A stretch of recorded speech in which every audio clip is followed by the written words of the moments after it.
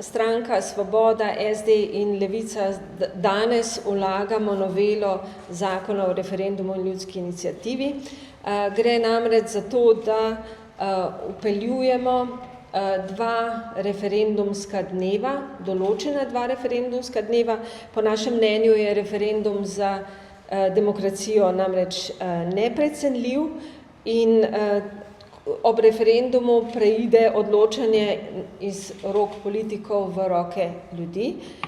In zato menimo, da mora biti njegova izvedba čim bolj predvidljiva, čim bolj enostavna, pravična in tudi dostopna.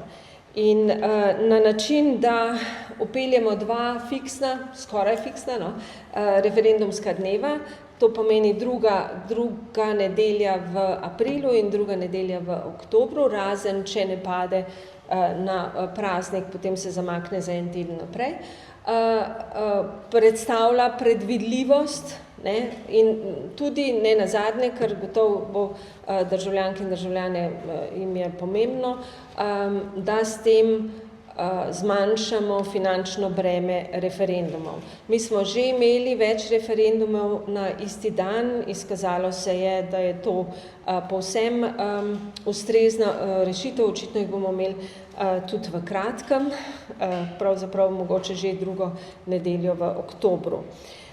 Mi verjamemo, da bomo na ta način tudi okrepili participacijo ljudi na referendumu. Menimo, da je aktivna participacija ljudi izjemno pomembna, se na ta način krepimo demokracijo in zato je pač ta ideja, ki je prišla tudi z vrst, predvsem spodbuda za to, da naredimo to novelo, prišla iz vrst civilne družbe. Glas ljudstva se je že pred nekaj časa obrnil na nas za to idejo in v naših strankah smo se o tem že pogovarjali in menimo, da je to vsekakor dobro za našo demokracijo.